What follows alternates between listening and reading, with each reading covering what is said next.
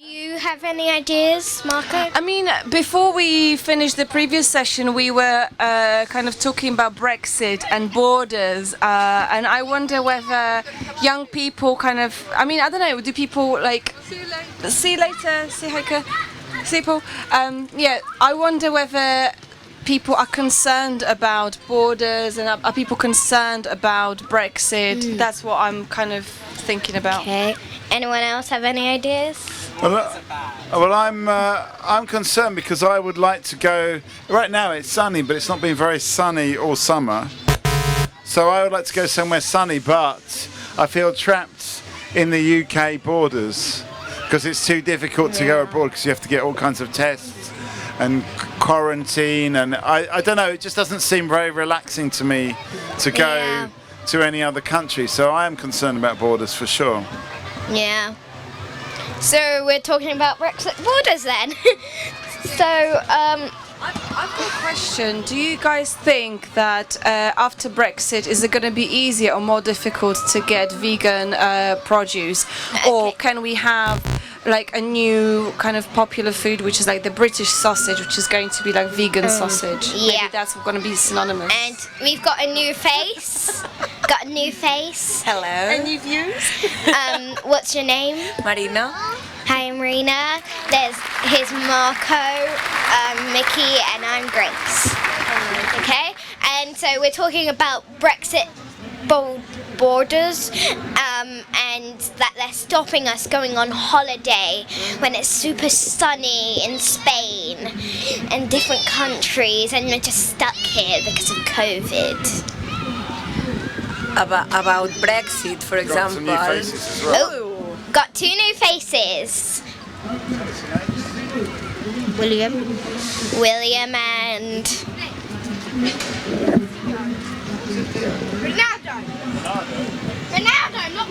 Flynn. Okay, may I warn you, I'm not going to remember all your names. Don't worry about that. Okay, here's Mickey, Lawrence, Marina, Marco, and I'm Grace. So we're talking about Brexit boulders and holidays that are being blocked off.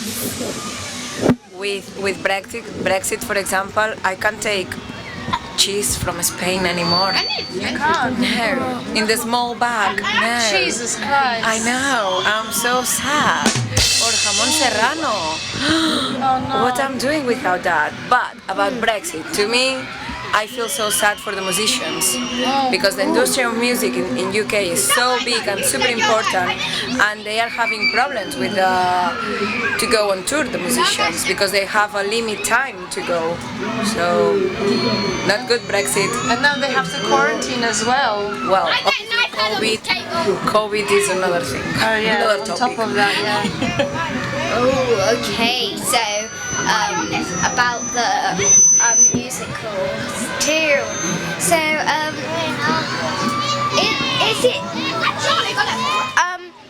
Do you think that once COVID is over, we'll be able to go out more, or is it going to be stuck like this? I was on the couch. Yes.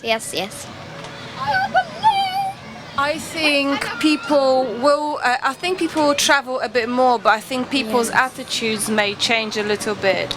I think maybe people will be a little bit more careful about,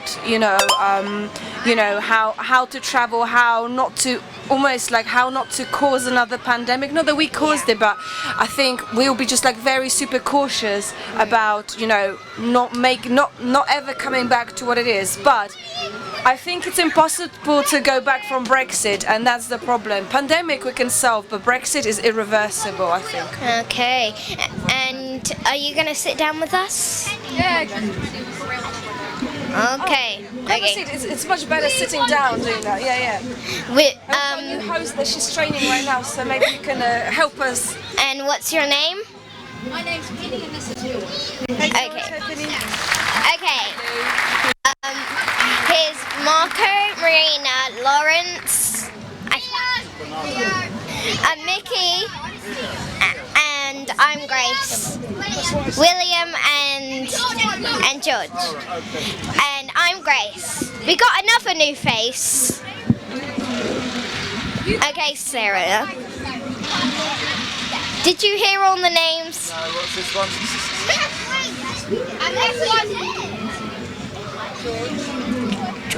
I got all of those. but Okay. Your name? Sarah. Sarah. Okay, so we're talking about Brexit boulders and COVID and how it's stopping us going on holiday. And okay, what do you have to say, Mickey? Oh, I think Penny's got points well. I mean, I think this experience of the COVID and the pandemic and lockdown will change things, and I think people have already become more sensitive, I think, to other people and what they're feeling. I think it's happened already, apart from Ronaldo, maybe. Not that Ronaldo. I'm talking about Cristiano Ronaldo. Why? What's your beef with Ronaldo? We went through that yesterday. Well, a new face. Hello. Can you tell us your name? My name is Ariel, like the mermaid. Okay, we've got George. We got George. Penny, Marco, Marina, Lawrence, and Mickey, and I'm Grace. And so we're talking about Brexit boulders.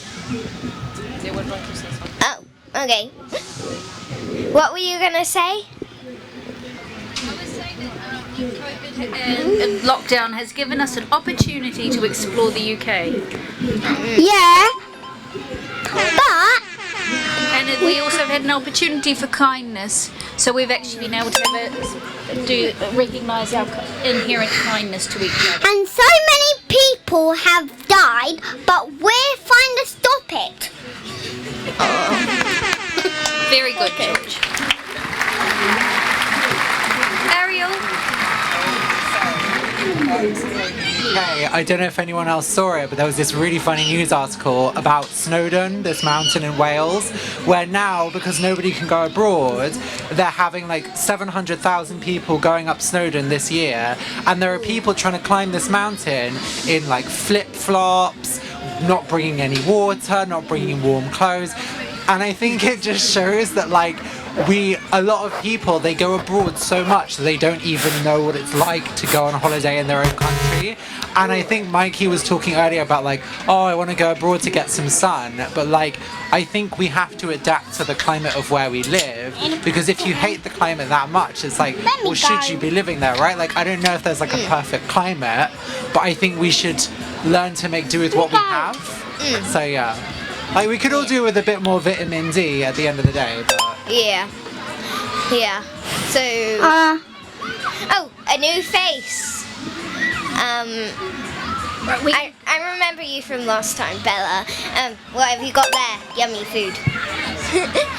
So Bella, here's Mickey, Marco, Ariel, George, and Penny. Penny. And I get to be hosting. Fantastic job. And so we're talking about Brexit boulders and holidays that are ending because of COVID. Yes, Marco? You know, Grace, Yeah, George. wait. loads of people have been dying. Yeah, we've said that already. And I know, my mum she knows everything about life, so we are fine to save them and rescue them from danger and give money to the banks, to give money to the hospital, to help the people not die. That's a very simplistic. Yes. And Marco?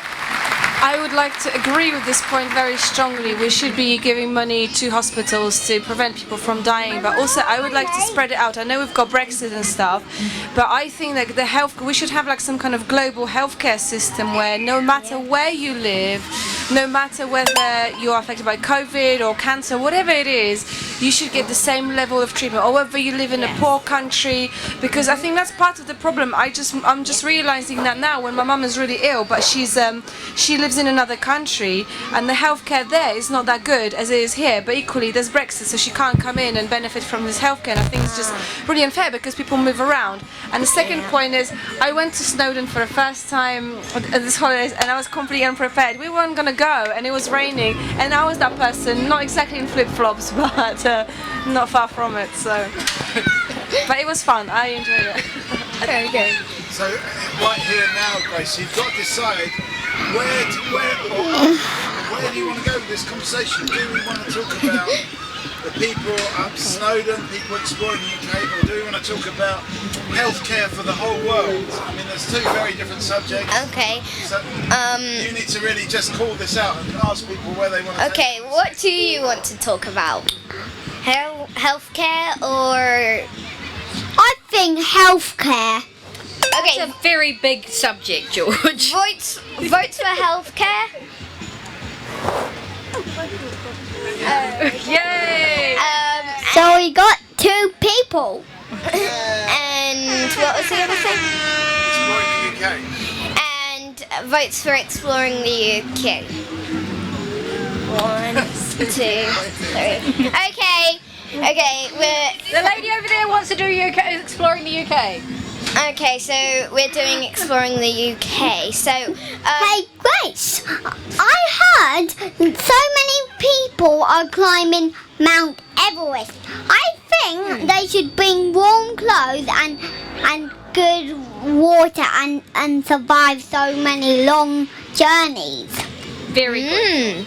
But how many days do you think it would take to get up Mount Everest? I think it would be 150 days. Good estimate. And do you think when you're older you might be able to do it? Nah, I don't want to. Okay. And we got a new face. George, we're going to go play with your What's your friends, name? What's your name? Hi. What's your name? My name is Elam. We've got Penny, George, Ariel, Marco, Mickey, and Bella. And I'm Grace. And so we're talking about exploring the world and Mount Everest. People climbing Mount Everest. And so, okay. I was just wondering, I want to kind of link up some of the themes. I really like the idea of the Mount Everest, but also I keep thinking about the fact that people maybe should explore things a bit more locally. And I wonder, I think maybe in China, correct me if I'm wrong, or Japan, people like to build replicas of things, so they don't have to go to London. They can just go to like a Trafalgar Square. This is an example, but I'm not sure if this exists. But or they don't have to go to pyramids in Egypt. They can just build their own replicas. And I wonder whether you think many people would visit Mount Everest if it was a replica of it in the UK. Would George go to Mount Everest if it was just down the road, or is the journey a bit scary? I think But I agree. Okay, let Harold speak. Okay. I think I was reading about that because it's true. Like in China, they have like a little replica Paris with like a mini Eiffel Tower and stuff. But from what I've seen, it's like there's the Eiffel Tower and there's just a bunch of shops. And I think like if we did have Mount Everest UK edition, first of all, I can't imagine the environmental impact of constructing an artificial mountain. It'd probably be like Dubai times 20. But also, it would probably have like a Starbucks on the top or something, don't you think? Like they'd be trying to make it into like a... well, it depends. Right. Right. I heard. George, I'm trying to talk to you. That's William. That's Okay. Bye. Okay. Let's listen to George's last point. What's your point? I heard. There's so many people dying. Okay, we've had that point. We'll see you later. Okay, we'll see you later. So we've got a lot of new faces here. Let's start with you. What's your name? My name is Finn. Finn? Finn. Finn. And My name is Du. And Levi. Levi. Jake. Oscar and Charles. Charles. Finally, Roman. Roman. Okay, can I warn you guys? I'm not going to remember all your names. Okay, so we've got Bella, Mickey, Ariel, Marco, and I'm Grace, okay? Hi, Grace. And we're talking about... what are we talking about again? There's a thing about this. Give me the mic for a second. There's two ways. It's kind of up to you, really, where we want to go with this. One of the things we're talking about is like, should we be exploring the UK now that we can't really go out of the country very easily? Like, and could you build a Mount Everest in the UK? So there's that one thing, or could you actually make the UK nicer? And there's this thing about the health service and national health, and whether we want to actually, the NHS be, instead of the National Health Service, the International Health Service, where anyone in the world can get free health care. So there's a kind of two different ways we're going. It's kind of up to you where you want to take it. Or it could be a third thing to talk about, something completely different. So what do you want to talk about? Okay, let's go to you. In terms in terms of building a Mount Everest, I mean London did a really great thing, and they built a hill on Marble Arch. I mean, it did cost about 6 million, so I imagine building a Mount Everest would cost a bit more, but it has happened, and so it's possible. Is it actually possible to man-made a structure or mountain as high as Everest? It's like the tallest thing in the world for a reason, because like Mother Nature and the Earth has done it. I don't think it's physically possible for humans to even try to recreate that. Ooh. And is it necessary? Well, before we were talking about that, instead of going all the way to different countries to see different things, we could just build it here, and it saves time and stuff. Yeah. I think that's a great point you've made there, but Is the mic working? Oh, yeah. I think that's a great point you've made, but I believe building Mount Everest would be quite a challenge, and also it ruins like tourism for the people at Mount Everest, because they lose a lot of British customers, and we're not the best tourists, but we like to think we are, so I believe that would ruin tourism. Yes. That's an interesting point with Mount Everest, though, because I believe, like, with the fact that we call it Mount Everest, right? Because it was, like, discovered by some British explorer called Everest who went up there. But, like, to the people who live there, it's Chomolangma. And I believe that to, like, a lot of the local people there, it has more of a sacred meaning, similar to kind of like Uluru in Australia.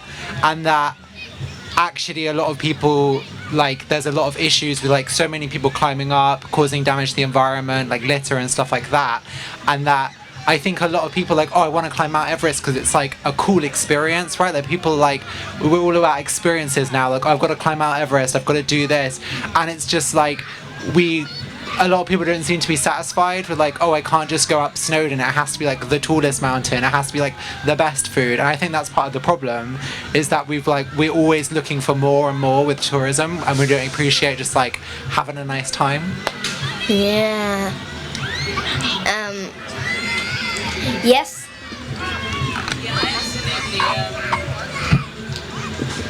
I absolutely hear that. You know, sometimes things are just about the tick box thing, like, okay, yeah, cool, done that.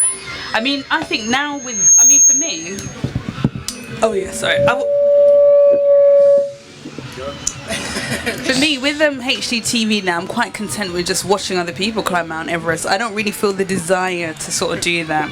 And with virtual reality, I can just put on some glasses and, you know, sort of head to Mount Everest or head to any mountain in the world if I want to. I don't actually need to buy a plane ticket to go there anymore. So that's my point. And Marco?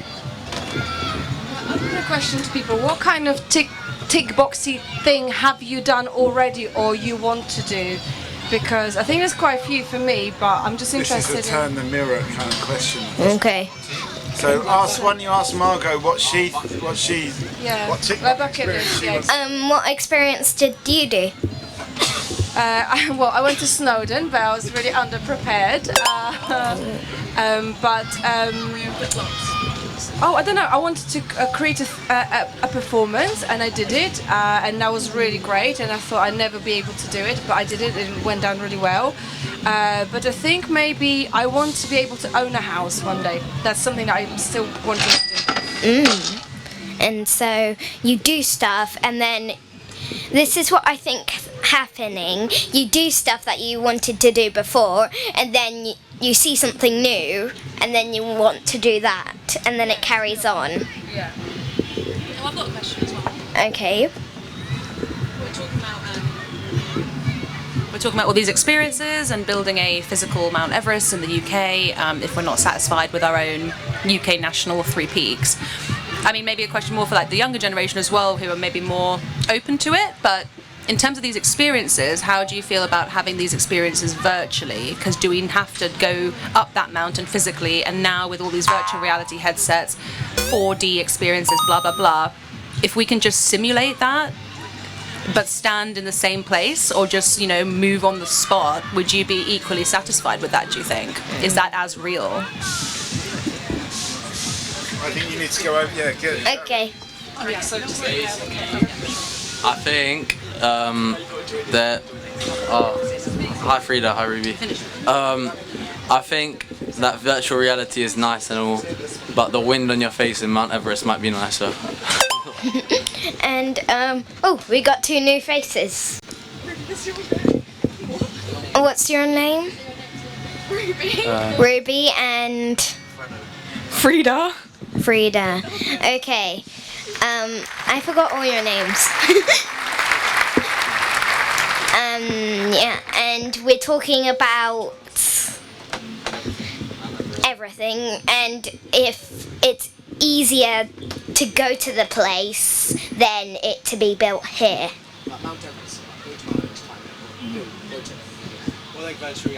Yeah, I mean, I think they're doing your job here, Grace. You've got to explain this thing, like what about the fake Mount Everest. Okay, so what I would do is I would build it here because it's, you know, it may be impossible to build, but we could always just try, and yeah. Give it a go. Any thoughts on that? Okay. So basically, I think you should not build Mount Everest in UK, because it's only supposed to be one, because there's no 2 Mount Everest. But then if you build another one, it's not the same. Defeats the purpose. Defeats the purpose. The whole challenge of going to Mount Everest is getting on a plane and walking up the thing as well, not leaving your house one day and walking up a mountain. Does anyone can do that? Yes, you. Also, do you think that in the UK they could maintain the weather conditions on the mountain, because it's different? Because it's cold there, and we don't have extremely cold weather here.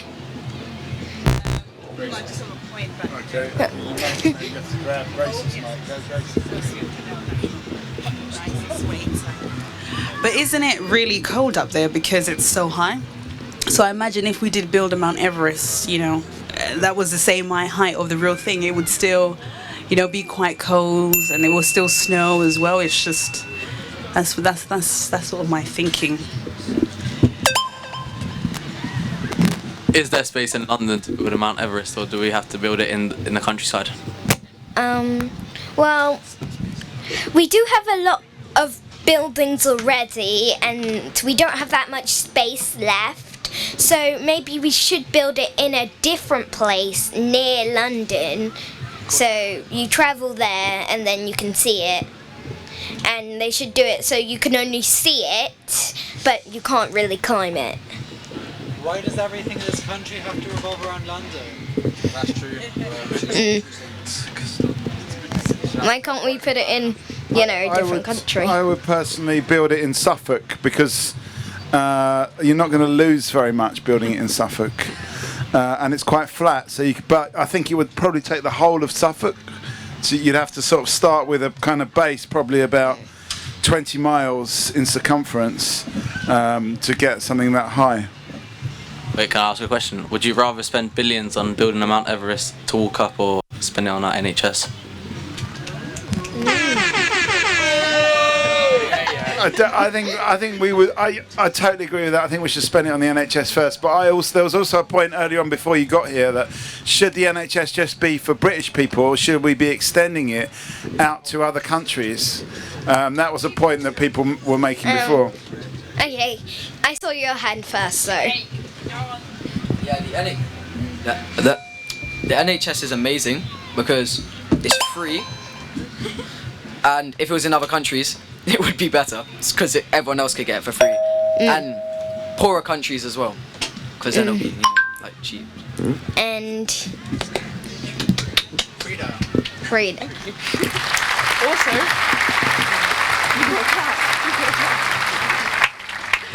Also, I think it's really difficult when you go to another country and they don't have free healthcare, because if something happens to you while you're on holiday in a different country, it's very difficult to get free healthcare, and it costs a lot of money. And I think the NHS is a great thing, and we should be sharing it and not depriving people of using it, because the whole point is it's free and for everyone. But if people were just coming here to get healthcare constantly, it would be a big strain on the NHS, and they already have a lot going on. So we should spread the NHS out, and How are we gonna get the money to spread the NHS out? Because we're already kind of on the low side. We're not doing very well at the moment. Even just the UK, not other countries in general. So maybe we could. Ask it to everybody else. I don't know really. Yeah, just Okay. I've got the answers to that one. Because it's like the thing with the vaccines. All the vaccines, or at least AstraZeneca, was made in India, but they were shipping it all out of India to give to British people. And relatively speaking, the British did okay, but the Indians all got coronavirus, and then it was a breeding ground for the Delta variant, which has now come back to Britain to make COVID worse. So if we'd have just given those vaccines to the Indian people to begin with, and it was made in their country, then everyone in the world would be more healthy, and not just the Indians or the British people. Personally, I think instead of sending English people to other countries, we have to train other countries to provide a better healthcare for everyone there. Don't give the man a fish, give him a fishing rod.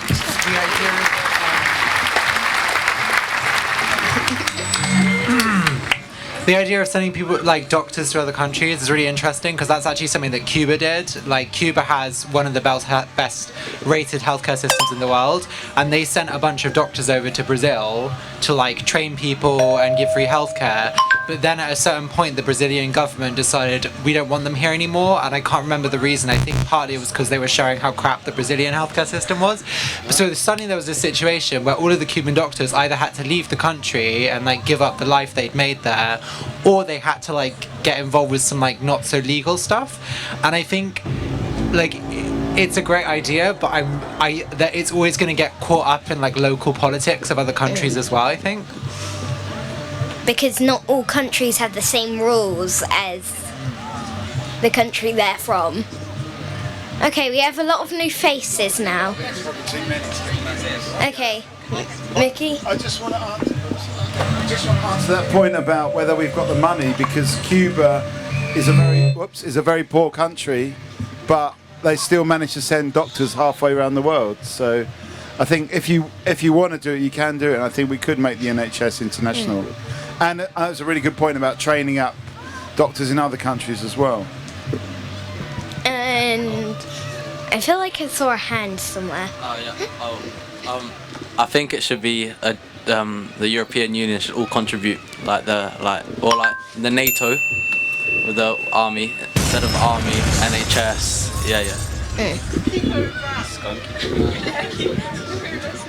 And maybe we could ask some of these. You have to really sum up what the conversation is so far, Greg. okay, so the conversation is all about, should we spread the NHS to different countries? I think that obviously. You have to grab mic three. Oh, careful. I think obviously it's really important because in America, like, surgeons are one of the highest paid people, but then if you compare it to Britain, like, surgeons obviously and doctors, they are not paid as highly, and that's because of a private health service. So I think it's really important to, like, tackle the issue of, like, why is this, you know? Because sorry. Well done.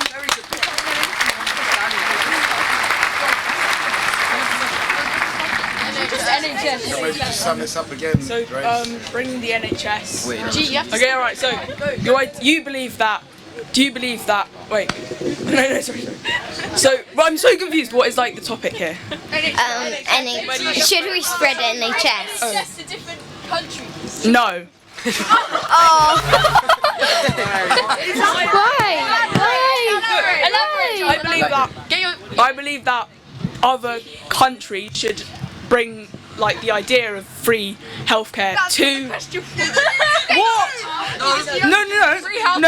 National health. Yeah, free healthcare, but not specifically the NHS. National healthcare. Because there are other healthcare services in the world that are not just the NHS. Yeah.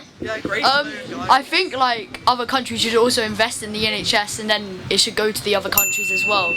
Because it would just be like, that's so much easier, because then we don't have to raise the money to send it to other countries. Yeah. I just wanted to go back on the point. Sorry, was it you who made the point about surgeons?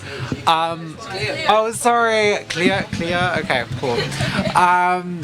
I think it's really like we're living in a time where like there's so much plastic surgery and there's so much like there's just so many more surgeries of all kinds, and I think in many ways that's great, and it's great that we have like more of a culture where it's accepted and it's not looked down upon. But at the same time, if surgeons are the highest paid doctors and the other doctors aren't paid well, you know what's going to happen? More people want to be surgeons, and then they're trying to sell us more surgeries.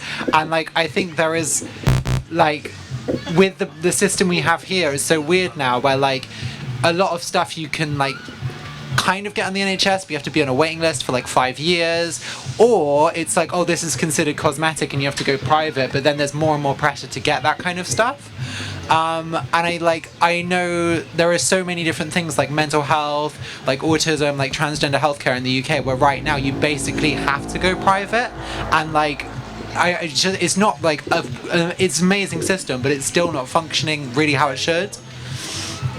Yeah. Yeah.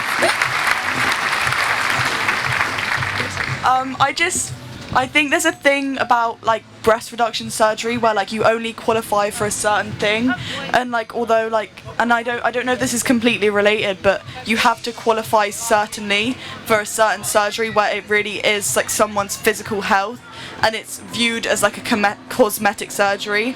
And again, like plastic surgery has such like a bad name, where I think there's some real like confusion about what plastic surgery really is, because and there's also like burn victims, which, you know, like plastic surgery isn't just like getting lip filler and getting like a boob job, like it's sort of different, like, you know.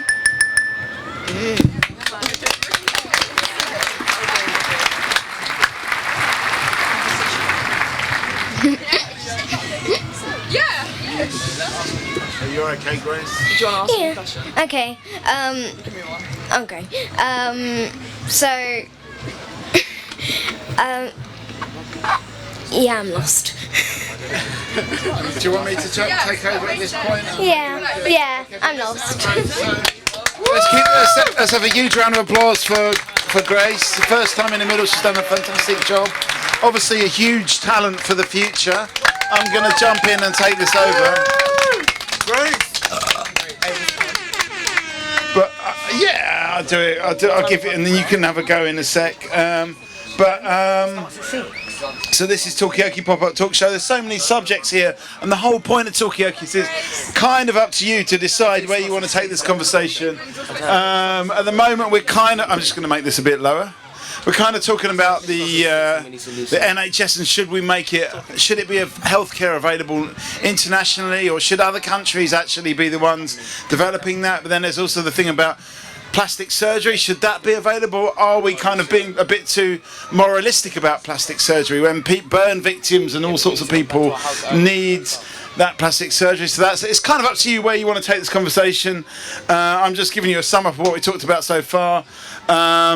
Let's just quickly get a round of everyone's name. We know we've got Grace over here. Is it Leah? No?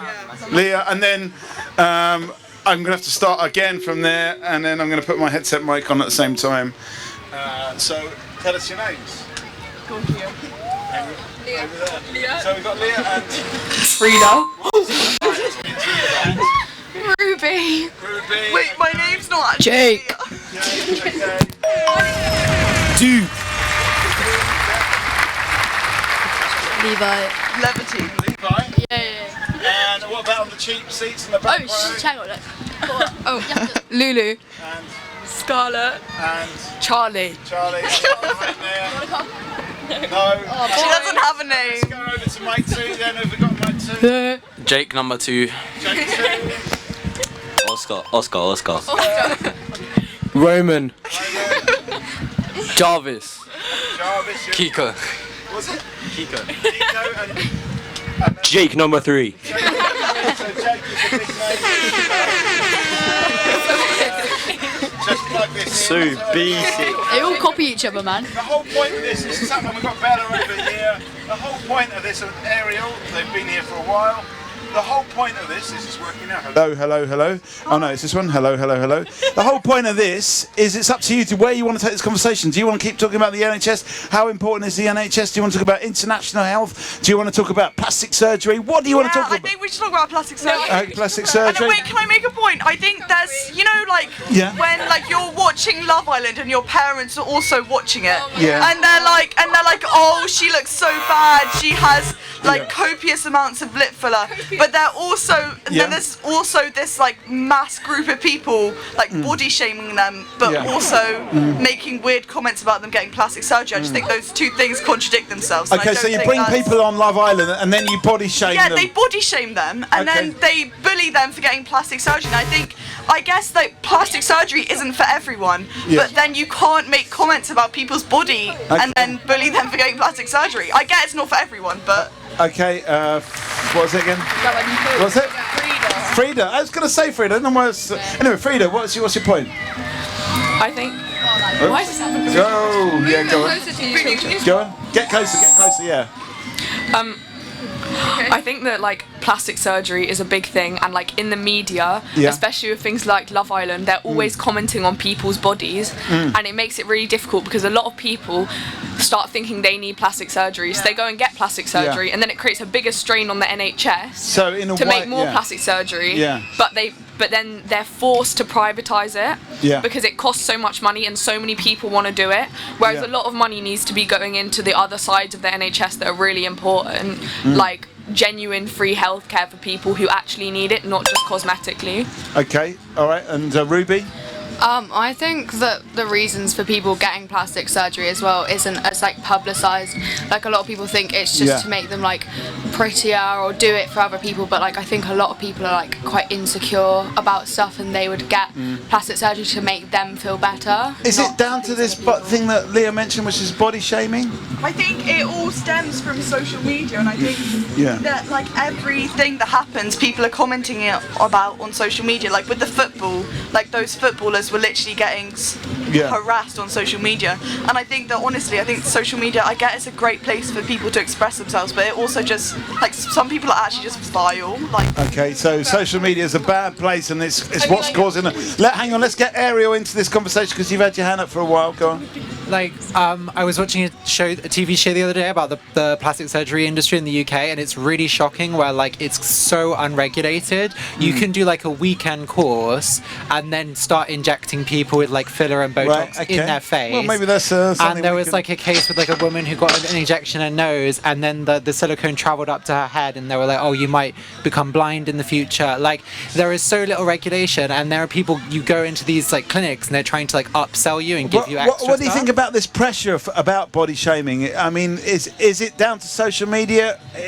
I mean, what's going on here? Why are people so desperate to get all this stuff done? I think it is partly social media, but I think it's just like, yeah, no, I agree. I think social media has like, because your algorithm on Instagram or whatever, it just reinforces the same types of bodies and the same look, and then it kind of like hyper proportionizes it. Are we sort of almost being like too sort of like prescriptive in terms of what a good body is, what a bad body is, what's going on? What do you think about this? We've got kind of, I feel like we table 2 is not saying much about this. What do you think about body shaming?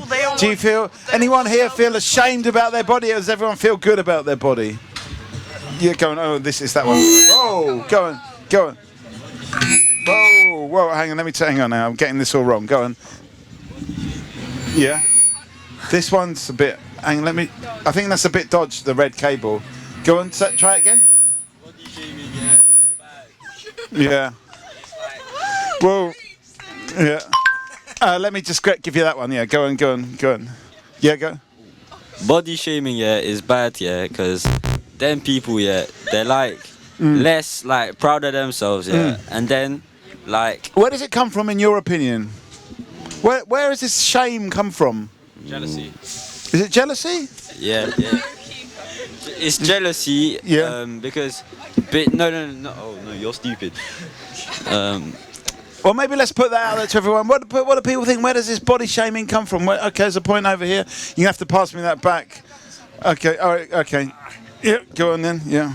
I mean, I think, I don't know if this is exactly where body shaming is coming from, but I think jealousy is a real thing. And but the jealousy is, in my opinion, stems from us just like being obsessed, or media making us obsessed with beauty and perfection. And I think like there was one of the artists who was performing at All Points East, and she just came up on my Instagram. I was just like following. Yeah. She was, then I was just like scrolling through her feed, and she was like, "Oh, I've just had like my lips injected, but it was like last year, and normally it should just like wear off, but I still have it. I'm like lucky like that." And I just saw, and immediately I was like, why some people like are born like with like perfect bodies, or like even when they do like plastic surgery, like it just stays. It's like a freaky incident. It shouldn't happen. It shouldn't like last for this long. Or like people have like really smooth legs. Okay, so you're obviously a little bit wound up by like, that's this. not who I am. But I think it's just it just gets you. Jealousy just gets you. Okay, so the jealousy is a big thing. It's a big thing. Ariel, there's a point over there from Scarlett. Let me come to Scarlett because she's not said as much as you, Ariel. Sorry. Go on. Another big thing. I think. Yeah. I think another big thing is like the idea of like the perfect bikini body and all these like workout things of like, oh, get your perfect beach body, and it's all fake because like half these models have had like you know, loose skin when like after you've like obviously worked out. You get like loose skin from progress, and they get that loose skin taken off, and it's all fake because they don't actually tell you about the other side of it, and like the other side of like so it's actually a kind of, it's not really reality and at all. Stretch marks, cellulite, etc., etc. You can't get those dissolved. So the sort of the kind of ideal body is not a real body; it's a fake body. Yeah. You've got a point over here. Adding on to that, it's like because it's not a real body, you keep. As you get older and your body changes, you're like you keep wanting to get that perfect body, but your body's not going to change like that because it's fake. So then when you don't get it, it's just disappointing, and then you get insecure, and then you're a dickhead to everyone. You're bad. You're like you like shame other people for it because you're just insecure yourself. Okay, so in a way, it's just, I feel like it's just like pressure. There's a good, you're getting a round of applause there as well. There's points over there, but let me come to Ellen, who's come forward. That's why I think sometimes it's so good to take time off the internet, because when I spend a lot of time on Instagram and stuff, and after a while you do, because everything is meant to be perfect. It's meant to look perfect because they're trying to sell you a product. So everything is meant to look 100%. But when you mentioned beach bodies, and when you go to the beach, you see all kinds of bodies. You see beautiful cellulite, so beautiful everybody rolls. is a beach body. Yeah, everyone. But online you never see that, right? Because which is fine. They're trying to sell you that bikini. They're trying to sell you that facial cream. But why don't we see adverts with young boys with spots all over their face? Okay. Why don't we see? So it's not very real. You don't. Yeah, no, but it's so hard. You don't see cellulite. It's hard for your brain to understand that what you see online is not a reflection of reality. It's very hard to kind of, understand. Okay, that. so it's a big jump to make, but in a way it's obvious that what you see online, what you see on TV is not the reality. There was a couple of points I think from Bella and Ariel. So, okay, there's a point. Yeah. Let's go to Ariel. Yeah, all I was going to say was there's a lot of plastic surgery that actually looks great on camera. Yeah. Whoa, sorry. But doesn't look good in real life. Yeah. And so a lot, like, if you're buying it based on what you see on Instagram, you're probably getting false advertising, which is what makes it even more dangerous. Okay, so it doesn't actually look like that in reality anyway. Yeah, because when you go up close to someone, you see their pores and you can see the plastic surgery. So it's pause for thought there, guys. No, I think that's what he wanted. But was there a point as well, Bella, from you? I don't want to say my point when more girls have gone. Okay, all the girls have gone, but maybe say the point because I don't think they're coming back. There's a few girls around here. Yeah, okay, if you guys, give me your thoughts on this. So I was just going to say that, okay, we're talking about people looking good on camera, but I think also those photos are edited post taking as well. So when those Kim Kardashian shots came out and she had cellulite and she was like, oh my god, having a fit, that they were actually published unedited. But I think the point that Margot made earlier when you was you looked at this singer's Instagram that was at All Points East and you were sort of and then you were self-aware and honest enough to feel or recognize that feeling as jealousy. And I'm just thinking that people who want to put themselves out there and flaunt themselves and feel good about themselves, it's a balance between you want to feel good about yourselves and put yourself out there but not make others feel bad about how you look. So my question to maybe girls or more boys, but it's how do we just... Are you conscious of that, I suppose, is the question? Are you conscious of because I know people how other people are going to respond to what you're putting out there on Instagram or... Yeah, so for example, if we already know, Margot's just admitted that sometimes she might feel jealous looking at someone's photo, should we stop ourselves putting stuff out there because we don't want to upset other people's feelings or make them feel jealous? Because I know some people, for example, don't want to send out holiday. What about you, Bella? Let's turn the mirror onto you. So, by the way, Grace has gone. I was going to, we're doing the turn the mirror technique right now, Grace. Yeah. Okay, give us a final thought before you go, Grace. But anyway, we're in the middle of the flow here, Bella. So turn the mirror on you. Are you conscious of that when you post stuff on Instagram? Well, this thing, I purposely don't really put much on Instagram about myself, even though now I'm thinking if I'm getting older, maybe I should make the most of it while I've got it, because I feel I don't want to look really full of myself. I don't want to just put myself all over, and and I'm worried about other people's perception. But me and another person, for example, if we're on holiday and having a great time, but we know that everyone else is locked down, we feel bad almost posting holiday photos because it's we don't want to make others people feel bad. Okay, the question is, so if Margot feels jealous, instead of us changing what we put out there, the people receiving that content, how do we ourselves stop ourselves feeling jealousy, and how do we start being we're happy for you and we're happy that you...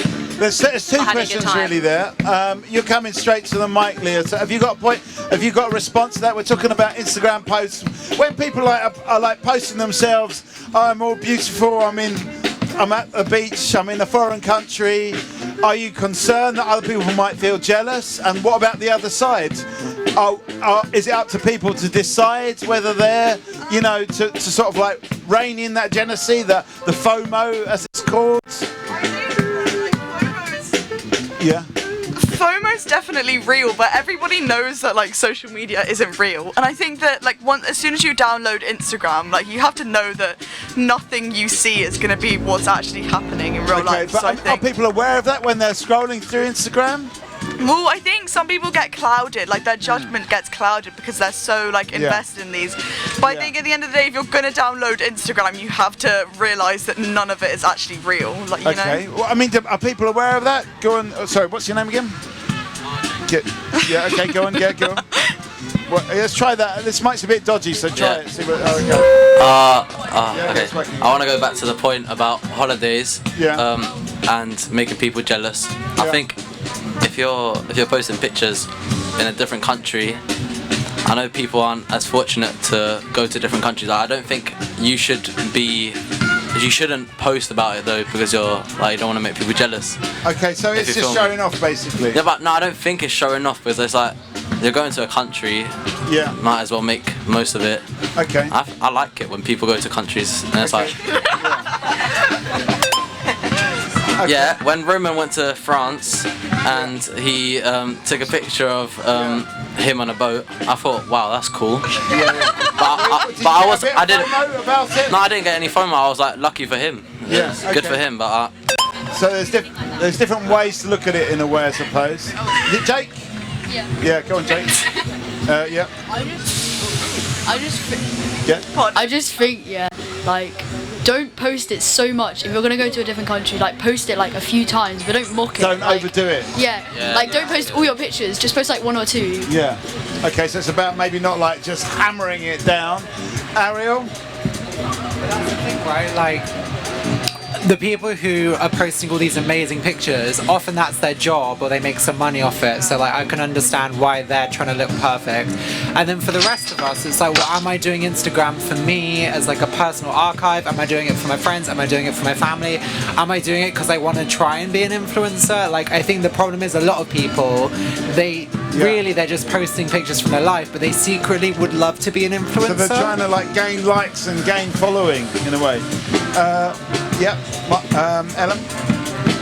I always think that people should post what they want to post. If they want to spam the timeline with their holiday pictures, they should do it.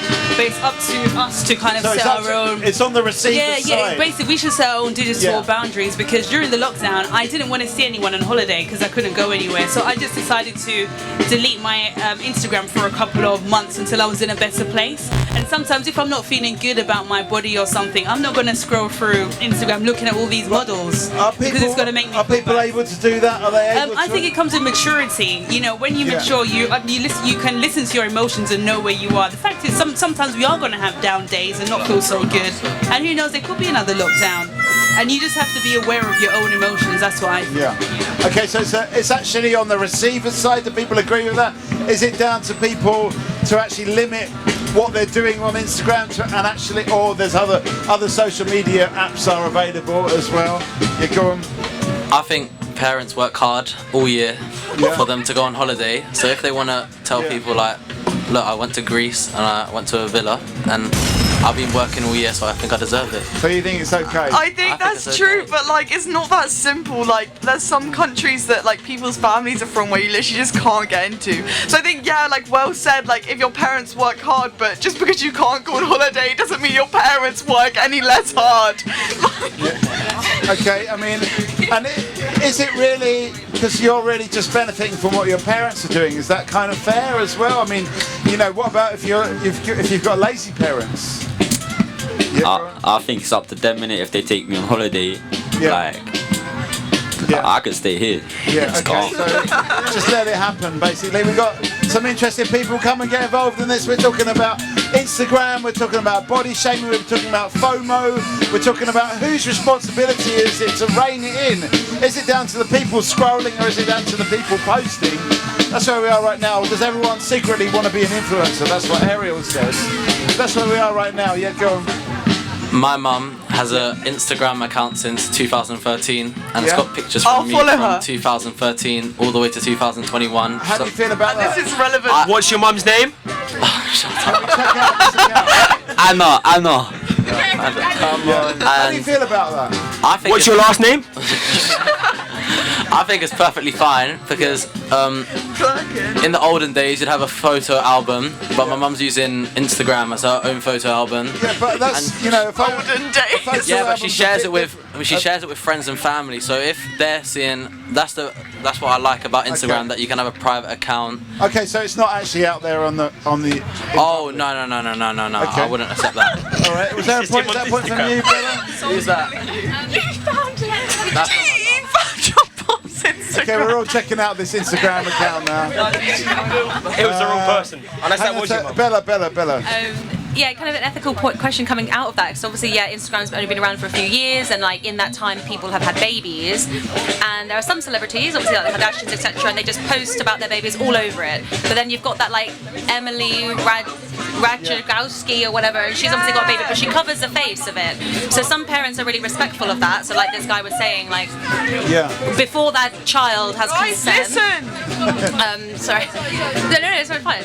So before like the child has consent, so say you guys. Like imagine growing up and then the moment you become conscious of everything, you realise that your parents have been having this Instagram with all your photos for the last like 8-10 years. Do you not think that's a bit weird? So like, Is that fair? Is that your mum? Okay, Jake. Your mum's Emily Ratajkowski. Jake, coming in on this, coming up. My mum's Instagram, it's really embarrassing, and all my friends have found it. Like, I got some pictures of when I was like 4, and I was like, I looked like, it was. Okay, so there is an issue about consent. Are you on Instagram? Come and get involved in this. Interesting. Are you on Instagram? I'm following my private account. You're too scared. Okay. Well, come in and watch, and you'll get involved slowly. At the moment, we're talking about Instagram, and is it fair to have your kids on Instagram? Jake. No, not Jake. Jake. I personally, right now, I also think it's embarrassing, but maybe like 20 years in the future, when my mum has photos since 2013, I'd appreciate it, because I'd be like, that's nice that she took these pictures and I've all these memories. It's about love as well, in a way. Yeah. Okay. There was a point over there from Frida, Basically, in December, someone found my mum's Instagram and everyone sat there for like an hour looking at all these photos of me from when I was like 2, and they're really, really, really embarrassing photos of me. Because I look awful and I hate them, and someone found them and showed it to everyone. It was him. He literally showed it to everyone I knew, and everyone followed it, so I had to call my mum up and tell her to private her account so everyone couldn't see. Okay, I hate it. It's a thing, like, what happens when that Instagram account goes public? You give your side of the story. What's your name again?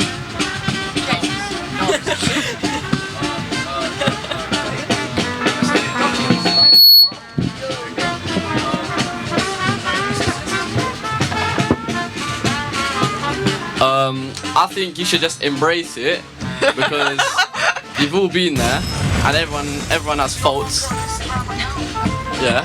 What's your mum's Instagram? What's her name? What's her at? Alison Noor. Alison Noor, someone. Yeah. Just embrace it.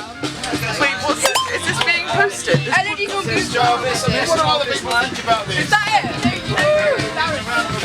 There's a mine that you can embrace it. Let's see it.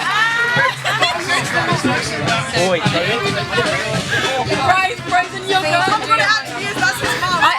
I think it's also partly, I mean, I don't know, all this talk about body and like what's embarrassing, what's not embarrassing. I think one thing that I'm realizing more and more, and I didn't really think about it when I was in my 20s, thought about it a little bit, but not as much as I think about it now, it's just that inevitably our bodies will get old, and the things that we kind of think right now, they won't matter. Some things just won't matter.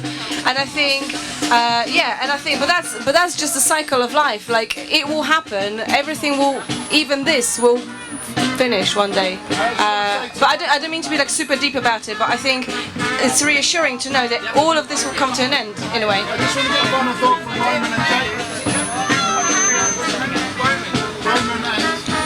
Roman Wilson, sorry. Just get a final thought from you before you go. What do you think before this whole chat? I'll give it a pick up.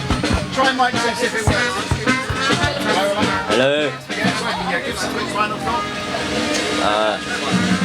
What What are you thinking? I mean, there's a few questions here. It's about body shaming, it's about FOMO, it's about Instagram, it's about, you know, whose responsibility is it? Do you want to be... All these things. Shall we just throw our phones down the toilet? What do you think? Nah, you shouldn't throw it down the foot. Pardon? You shouldn't throw your phone down the toilet, yeah. It's just fine. It's fine, but like it's not. Some parts of it, it's not fine. What parts are not fine? Can you give me Like people that, yeah. Like sometimes. What maths class are you in? Who's your maths teacher? Oh, I haven't checked. I'm not going to check until I'm actually at school. Oh shit, it's Roman, late for these. I had to wake up at 7:30 for a process. My dad finished at 8. Pick up the mic, see if Mine was at 10 and it was still too early. Hello? I actually had I'm joking, I was hungover. I was so angry. I was so hungover, it's not even funny. I didn't even get basically, it was just because I drank beer and that just made me so angry. I think social media is a good thing, like expressing your feelings. Yeah. But when people take it too far and bully people, I don't think it's a very good thing. That's not expressing your feelings, that's just bullying. you express on social media? You're like how happy you are on holiday. Love, innit? Good stuff, thanks very much. We're going to keep this conversation going. Thank you. Bye. We want final thoughts from people. And you can tag us on I enjoyed this Instagram, conversation. even on your mum's Instagram. Just grab a card and Be tag embarrassed and always let your mum follow your private account. Okay, yeah, okay. Alright, let's just have good time. You stay here and... Hi everyone. What's your name? Jacob. Jake, so Jacob, we've still got another new face over here. Come on, Jacob 2. And another new face over here. Jacob. Round of applause. No. We're talking about social media, we're talking about your parents' Instagram account. Luckily, my parents don't have Instagram. We've got another new face over here. Give us your name. Yeah, hello, I'm Kane.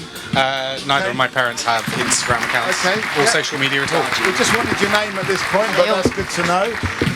Okay, well, who have we got over here? Hello, my name's Ruiz. Louise, welcome. And who have we got here? Hi, my name is Corina. Hang on a sec, do final thought if you're going to go.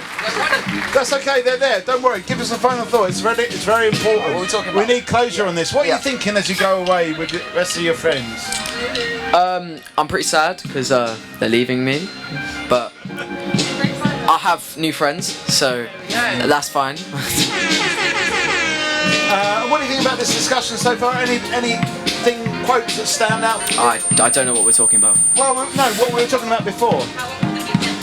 Yeah, what? Oh, parents' Instagrams. Yeah, anything like that. Any final thoughts? Or social media in general? Don't over obsess about other people.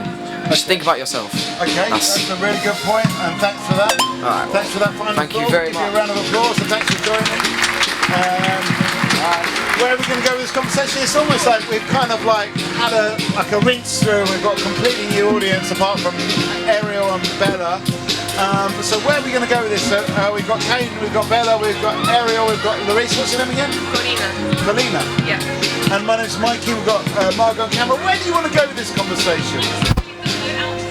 Yeah, go on. Okay, so vote out to the group because we did touch upon parents having Instagrams and putting photos on of their kids. Yeah. Unanonymized. So, do you think in terms of consent or rights over your privacy and data, when that child becomes 16 and they say to their mum, take these photos down of me that you've publicly posted of me, but they're still under guardianship, they're still their parental guardian, who do you think has the right of way there? The child whose image it is, or the parent who's their guardian? Chris, I don't know. Is it something, because Kane's already said his parents don't have social media, my parents don't have social media. Ariel, do your parents have social media? My mum has Facebook, but I mean, she doesn't really understand how to use it very well. And honestly, listening to that conversation about parents' Instagrams, I'm very glad mine don't have social media. Okay, Larisse, have you got a view on this? Yeah. You're safe, okay. Kalina, does your parents have social media? Yeah, both my parents have Instagram accounts as well as Facebook, so I would say I'm way over 16 and my mom still posts pictures of me that I don't want on the internet. Okay, and what do you think about it? Is it a bit of an invasion? Is it a bit of a... So at this point, I think if I have a picture of me I don't want on the internet, I wouldn't send it to my mom because I know she will post it straight away and be like, my little angel making it in London. I love you, sweetie. God bless you. And I'm like, no, Yeah. please don't. Okay, so you actually it stops you from actually publicising the pictures to your mum because she's going to just spread them out. Okay, Margot, you got a point here? I used to get really embarrassed by my mum, and I think maybe it's something that comes with age. They just kind of go like, well, Yeah, whatever. it's fine. For her, it's a highlight. For me, it's just like just every day. Give us an example. What's a highlight for her? For instance, that I've had a nutritious meal. For her, it's like, oh my god, fantastic, great, Yeah. good. You should be eating well because I want you to be healthy. It's something like kind of taps into, you know. I mean, there's something, you know, when you say your parents are uncool, I'm not saying that anyone said that, but, you know, the kind of feeling of cringing when you say, oh, your parents are like a bit cringe. It just comes from superficiality of that feeling. Because deep down, what my mum may want for me is just to have a long life, be healthy, and be happy. The best way she can express it is like, to have a good Jake meal. will eventually look back at those Instagram photos of him as a 4-year-old and actually look back with tenderness I'm certain he will, yeah. Okay, so eventually it will happen. Ariel? I think a lot of it is like the purpose of photos for like people of our parents' generation. Yeah. They see it as like, oh, a photo is a way of capturing a memory, and it doesn't matter if it's beautiful or not, because like we've all seen those awful, you know, I grew up with like just, you know, awful disposable camera pictures. Yeah. But it was a memory. I was like, cool. But for like my generation now, it's all about like, oh, it has to look good, and like you're already thinking when you're taking the photo, where am I going to post this? What kind of attention am I kind of trying to get? And I think that's kind of sad in a way. Is it sad now? What really gets me is when people are like, whatever age they are, but as the profile picture they set the baby picture, and I'm like, what? Like what? I mean, what is it about? Wait. That's it. My dad's got his baby photos. Yeah, but what is it Yeah. about? Is it not being able to face the fact that you are aging? Is it like what is it? What is it about? Maybe we know it, maybe we don't know why we do it, but what's behind it? Yeah, like nostalgia. Okay, Kane, you got a point over here. Let me just grab the mic. Yeah. Yeah, I was going to say, I guess like the one benefit of the sort of proliferation of digital images of ourselves on the internet, like for a younger generation, is it's going to destroy. No one will be able to go into politics any longer because there'll be some. Won't it be a level playing field? Because everyone will have stupid pictures. Everyone will have incriminating. Okay, Yeah. I see. Yeah. I mean, maybe it'll make politicians more honest because there's always a picture of them, you know, wearing a nappy or, you know. Where are we going to go with this, Ellen? I think once those chips are over, it's time for you to jump in the middle of the table. Where are we going to go with this conversation?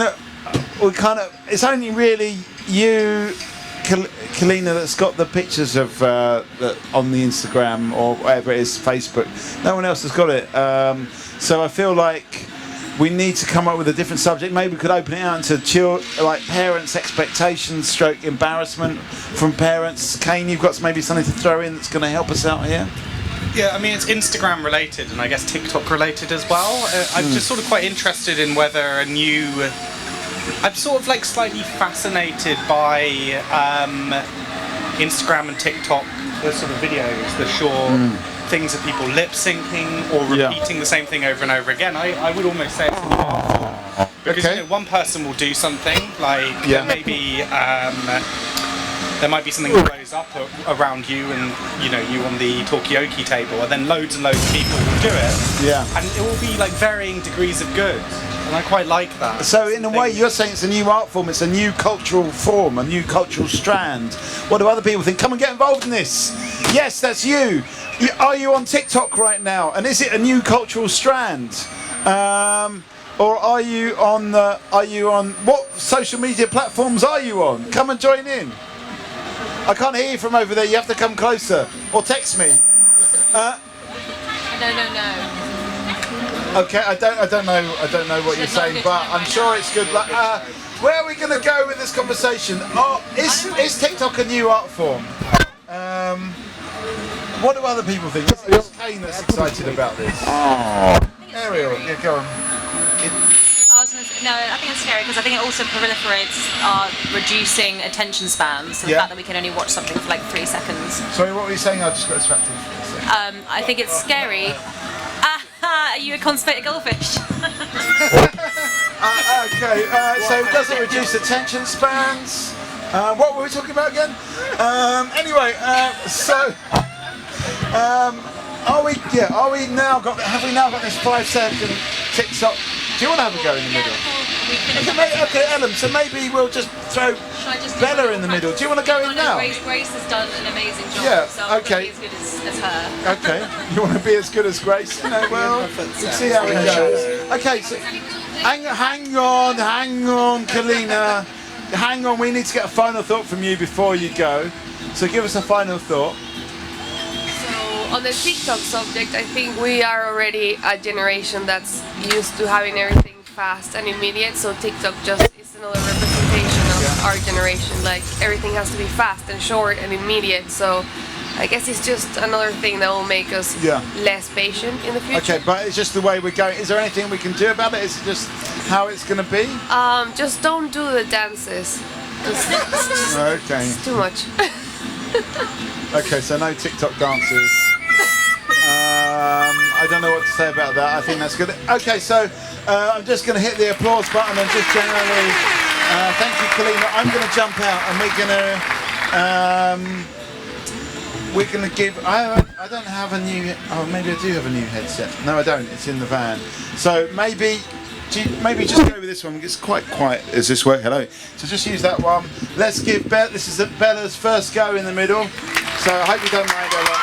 But you've got years of experience, and we need to think about that time when you retire in 2065. And who's going to go in the middle then? And maybe it will be Bella. We'll see. Just how well she's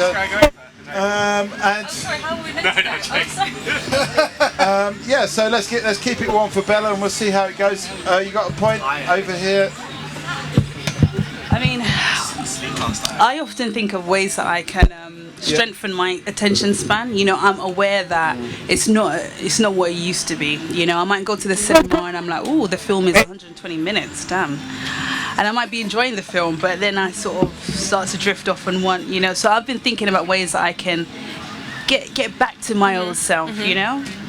Okay, so what kind of techniques are those, or have you found that they worked at all? I mean, I'm just like meditating. Does anyone try meditating around this table? Or you have a point? I was going to ask Ellen whether, so at the moment, in terms of sort of getting yourself back in the zone of seeing really long films, do you now sort of watch them in 60-second bursts? Break it up? Oh, yeah, okay. I try and go to the cinema to watch films, because then there's, you know, you don't just leave every 60 seconds. You can't look at your phone, and you just have to focus, you know. But yeah. No, but yeah, it doesn't feel great. It doesn't feel great that my attention span is not what it used to be. Plop yourself in the cinema for 2.5 hours. That is a great idea. Ariel, did you have something to say about attention spans? How do you work on yours? She forgot just talking. No, I've been trying to read more, and like I'm a writer, so I'm like, I should really try and read more. But another thing I've been doing recently is like journaling in the morning, and I found it it's been really helpful for like attention span, but also just creatively, because you kind of get out all of those annoying thoughts like, oh, did I forget to do this? Oh, should I do this? Oh, and you get rid of all the extraneous crap that distracts you normally, and then you focus on, you know, the stuff that matters. But the problem I found is, because I've been actually focusing more, I've been spending way less time on social media, way less time responding to messages, and now I come across as like a bad friend because I'm not replying to anyone's messages, but I'm just too busy living in the real world, sorry. Too busy being present. Interesting. I mean, that's the thing with friends. Do you think there's a time limit on, you know, replying to messages, and where does the onus lie in terms of, you know, should friends respect that you're busy and you've got things to do, or should you reply in 24 hours? Margot, what are your thoughts on this? I think there's the temptation to reply like instantly, and if somebody doesn't, it's like, oh, what they doing? But then equally, what's even more infuriating if they say, after not having replied for like a long time, I'm so sorry, I was just so busy. And I think Why are you more Margot's busy aura than is coming out me? again. I'm having a FOMO. But I also think this currency of, oh, I've just been really busy. How's it going? Yeah, really busy.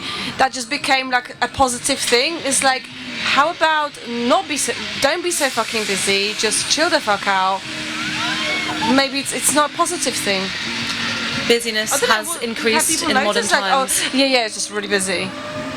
Well, Would you prefer them to be more specific, or you would prefer them to not be busy at all? I would prefer for that not to be such a positive and what's the word, kind of almost positive like and almost trophy like badge. a trophy badge type. Yeah, okay. Sorry. You don't just say like, oh, I was. You don't reply to someone for 2 weeks and you're like, oh, I was sick. Like, well, you know, usually you'd say like what you had, right? Like, did you have coronavirus, or like, oh, I was hungry. Like, it allows people to get like, oh, I'm so virtuous, I'm so busy, without actually saying what they've been doing. Sure.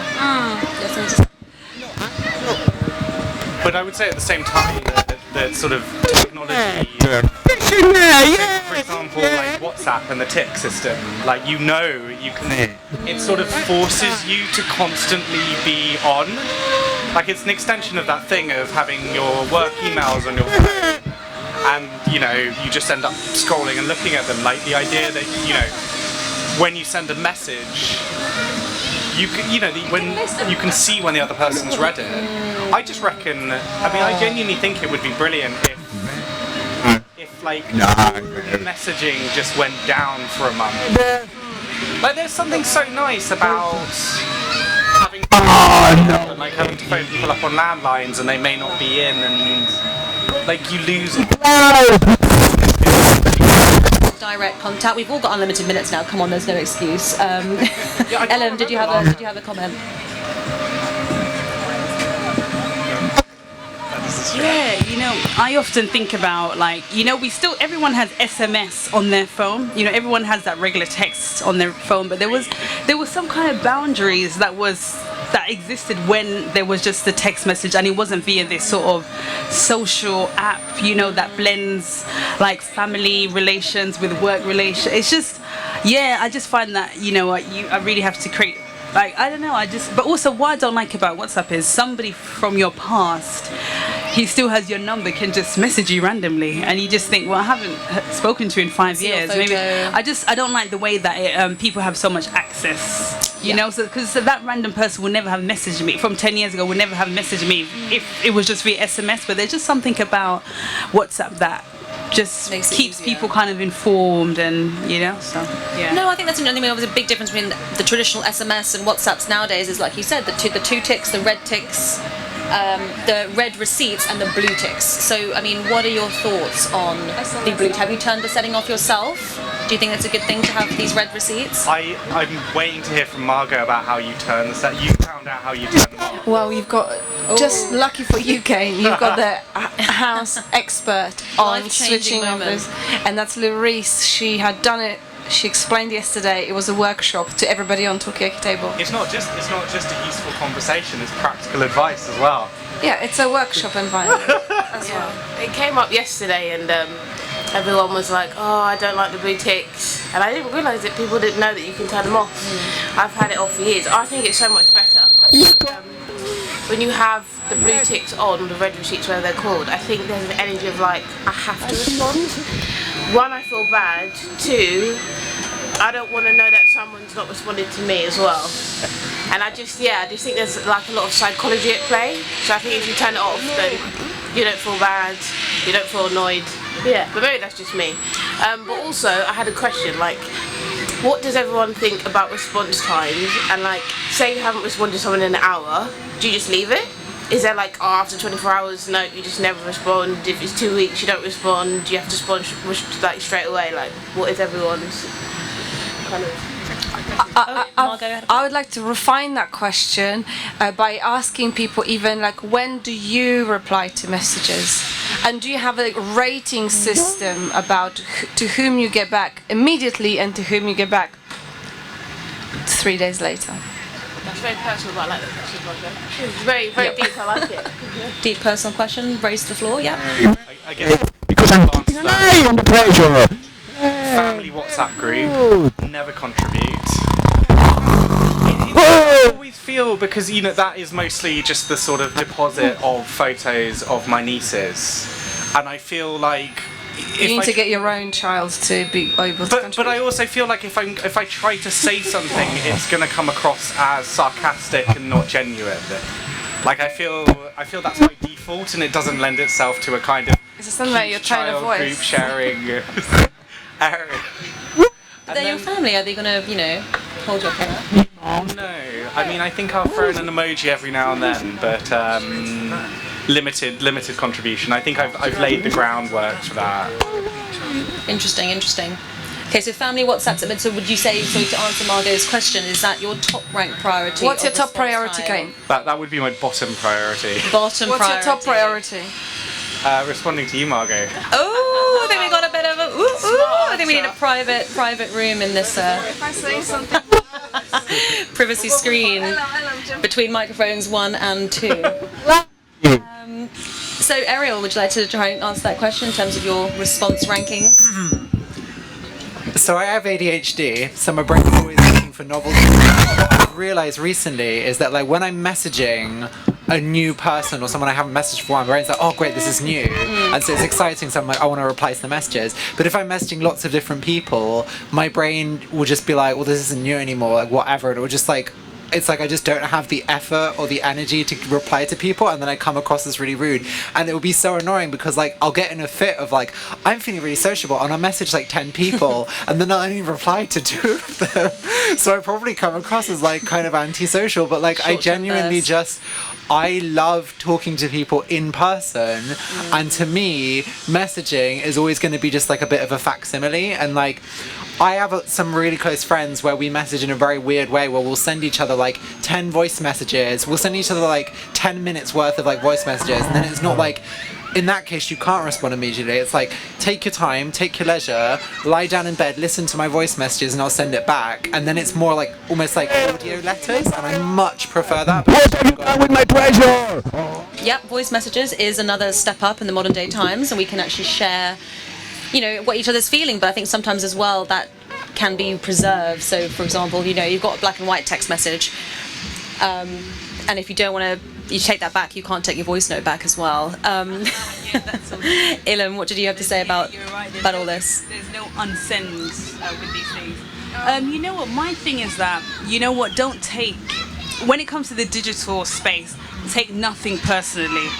Take absolutely nothing personally. I mean, even before WhatsApp, I was known to take a long time to reply to people, and over the years I have tried to sort of get better at this, but sometimes some messages require a bit more thought, so now I might some messages require a bit more thought, and if you are doing something, then what I'm trying to say is that I try to create digital boundaries. So for example, if I'm doing Talkaoke and someone's messaging me about something else, then I won't reply to that message because I'm doing Talkaoke and I want to be in the moment, I want to be present. So I guess what I'm trying to say is that sometimes I take a very long time to reply, but my thing is to everyone, just don't take it personally, Yeah, they're on the receiver's end, they should accept that. So you mentioned earlier that you sometimes take a few months off Instagram. Do you give your closest or everyone some form of warning before you do that, or do you just disappear for a My bit? thing is just that no one is going to notice me deleting my Instagram app. When I deactivated it, no one noticed, and I knew no one would notice because no one really gives a damn. It's not important. It's just the digital space. Right. I think what I really value is human connections, Yeah. So if I'm good to you in person, face to face, then you shouldn't take me getting taken 2 weeks to get back to you as a bad thing. Totally. Totally. Sorry, did you have a point? Larice. I'm really bad but I just think I don't know, I like to be present, I like to have my own space, and I really prefer phone calls, and I just feel like if it's important you'll phone me, you know what I mean? So unless it's like, oh, we're still meeting up for this, or would you like to go here, then I'll respond straight away. It's just my mum or like family, then I'll respond straight away, but other than that, just phone me, That's a good point. I think if everyone had that, mutual rule, phone in emergencies, or if you really need someone, for sure. Ellen, did you want to follow up on that? I used to love phone calls, but now I do not like them. I actually, Mikey calls me, and I enjoy your phone calls, Mikey, actually. So keep calling me. But sometimes I just, for most people, I don't really like them, and I find that even sometimes when I'm talking to my mum, she's trying to rush me off the phone. She doesn't really. But then again, I think there's some people, when you see them face to face all the time, then you probably don't need a phone call. Yeah, I don't enjoy phone calls anymore. But one thing I really dislike is voicemail. So I just got rid of the voicemail option because I just found it quite anxiety inducing. So I just deactivated voicemail. So I don't know, maybe somebody else might want to do that too. So. No, that's true. Voicemail sometimes seems a bit redundant. And yep, did you have a point, sorry? We could be. You've got to turn the things down as well as that turn work? it up. Yeah, I was trying to do that, Turn this one down, turn this one down, turn it down. But should we be trying to reintroduce other forms, like reintroducing facts, or letters, or even pages? Pages? Yeah. Like on ERs. People probably don't know what pages are. So there's an app that I discovered called Slowly, where basically it's designed to do that. You find someone to chat with, like online, and it's like a pen and thing, and then you message them. The time it takes for your message to receive them depends on where they are in the world. So if they're in Australia, it would take them like 5 hours, and if they're in France, it would take them like 10 minutes, right? And I used it for a while, and it was cool, but then I just realized I was like, I just don't have the time for this to be talking with random strangers. And obviously, if I introduce that to like my family and friends, it becomes a bit artificial, I feel. Sure. And like, I will fully admit, I don't like phone calls because I'm used to voice messages, and I can play voice messages in 2 times speed when I'm on the phone with someone. So I'm like, can you talk twice as fast? Is that taking a step back though, using technology to replicate, physical movement in a way, or is that just another bit of nostalgia? Hi, we've got a new person joining the table. Would you like to introduce yourself? Welcome. This is Talkaoke. Oh, this is the random one. This is number 2. Really, my name is Gary. Got there in the end, Gary. Thank you. And your friend? Hi, would you like to introduce yourself? Mark, lovely to meet you. Thanks for joining us today. So Margot had a point quickly. I'm just interested in this fact because the subject of communication or texting, phoning, it comes up on Talkaoke quite a lot, like regularly, it comes up regularly.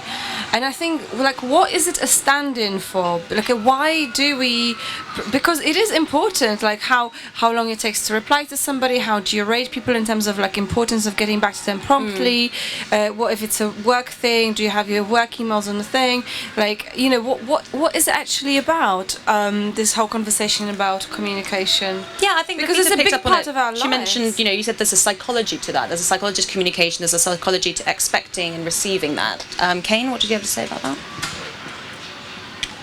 I would. It's just sort of it's all of those things. Before there was a time when, emails didn't exist and society functioned and businesses functioned. And then there was a time when, mobile phones didn't exist and people still found each other and, like, met each other. And, like, I guess it's the degree in which we're sort of conditioned by these things and they sort of end up guiding our life. And I guess it's probably taking a step back occasionally and realising that some of these things are useful, but there's no reason why you have to follow those trends. Yep, sure. Mikey, did you have some? All the hands, Mikey. I was actually alive in those times when the emails didn't exist and mobile phone. They were terrible times. I really suffered because you had to be very organised to actually be in the right place for making a phone call. People would say, "I'm going to phone you then." And then you had all these it was quite tedious just to listen to all the voice messages. I really like this idea. I didn't know you could speed up voice messages twice the speed. And yesterday I learned you could turn off the read receipt, as it's called. I learned from Larice, you can actually turn off this thing that you can actually, and it's a read receipt, not a read receipt. but you can turn this off. Today I've learned you can speed up, because I find voice messages extremely tedious. Whereas you can just get somebody, if they take the time to actually text you, and I never thought I'd say that, but instead they can't be asked, so they just record a voice message. I find that extremely tedious to listen through, and sometimes out of protest I wait like a day before I listen to it. But now I found out you can actually speed it up, and that to me is a big revelation. Brilliant. I think, in terms of, picking up on the read receipts, sounds like a lot of people have turned them off in the last 24 hours, and that's the sort of preference. Mostly people let the people speak. But should we have to? Should we have to hide the fact that we've read someone's message, or should we just should we have people accept that, yes, you've read my message and you'll get back to me later? Is it better for them to know that you've read it and you'll get back to them later, or that you've never read it at all? Which is better, to be honest with you? Ariel, did you have another point there? I think part of the problem is, because we can communicate with everyone we know at any time, that we just don't have enough time to have all the conversations we want to have, and we all want to be more sociable. And if we're at the point where I have to listen to this annoying voice message, it's like, well, maybe we're just trying to communicate with too many people. And I feel like in the past there were way more communal experiences, people would go to church, they would go to the community centre, even things like, you'd sit down at 5 p.m. on a Friday to watch, I don't know, The Simpsons or something, and everyone else would watch it, and the next day say, oh, did you see the TV show? Now everyone watches different stuff, so there's so little in common that it's very hard to define where are the boundaries, how do I know this person, and what's the context in which I speak to them, because you can speak to everyone literally the same way. Yeah. No, you're right. It's quite unnatural to be having multiple conversations at the same time. This, I would say, is like a group WhatsApp convo, but when you've got WhatsApp of 10 different conversations, it's different, isn't it? Ilham.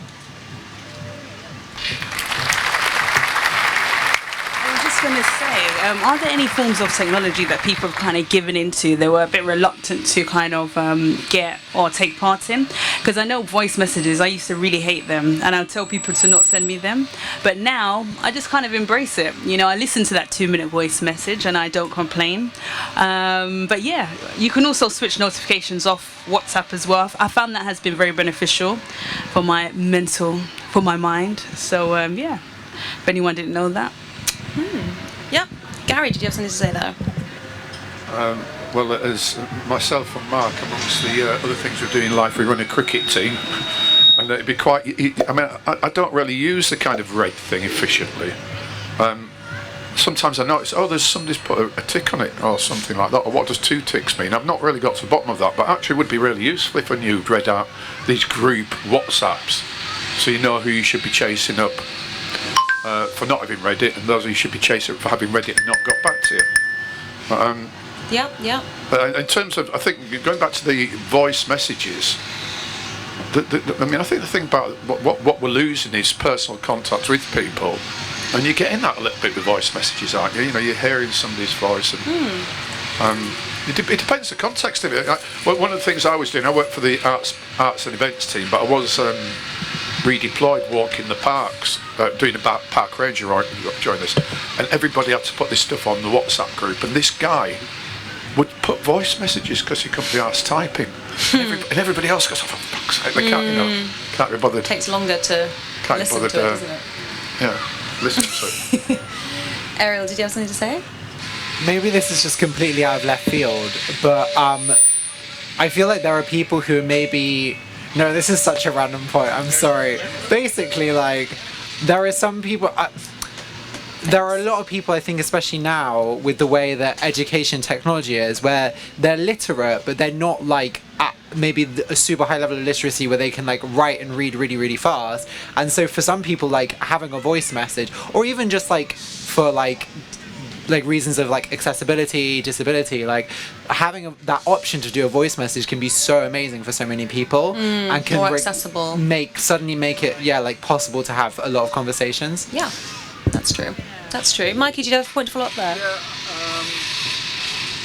I only really check my voicemails once a month, and it's normally it's 10 messages from my mum and about 5 messages from my friend Loretta, but very few people actually leave me. Most people have realised that when they call, I can see who's calling, I'm going to call them back, but some people just don't get that, like my mum, and then it's just hello, Marky, this is your mum here. Can you please give us a ring back? Calling at 3:15 p.m. when the missed call says that. Yeah.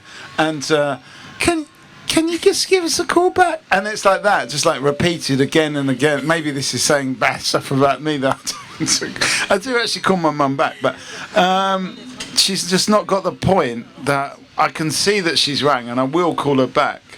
And yeah, it's just a big. I actually, to be honest, I quite enjoy it because normally I do it when I'm bored and I've run out of things to do, and I was like, I know, I'll check.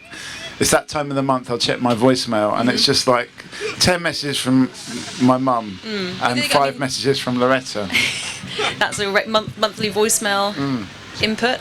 You know what Ellen mentioned earlier, which I don't think I realised either. You can turn off the voicemail function completely, Mikey. So would you consider that? Turning off the voicemail function? I think my mum would get very confused. She'd sort of somehow like work out some other way. I don't know. Yeah. Fair. Gary, what about yourself? I've pretty much been a lifetime, not lifetime, mobile phone time iPhone user, but my work phone is something else, like a Samsung or something. I've absolutely no idea how to switch the voicemail on. I can't work it out. I don't understand those things. I mean, I think that's possibly something, because we found, I think something at All Points East for next year. This is important. We've got to leave this as a record. Something at All Points East for next year, I think, is a social media workshop, because we found out on Tuesday there were lots of things people didn't know about social media, and we found out again today there's lots of things people don't know. So I think we should actually do a workshop on how to get the best out of social media. Yeah, that'll be super helpful. Ariel, did you have something to add to that? I'm a bit like I went in and like all big on this digital minimalism thing, and I have it set up on my phone where like all of the apps like WhatsApp, Facebook, Instagram, I can't access apart from like 6 p.m. to 8 p.m. If I want to access outside that, I can unlock it for 5 minutes and then it shuts down.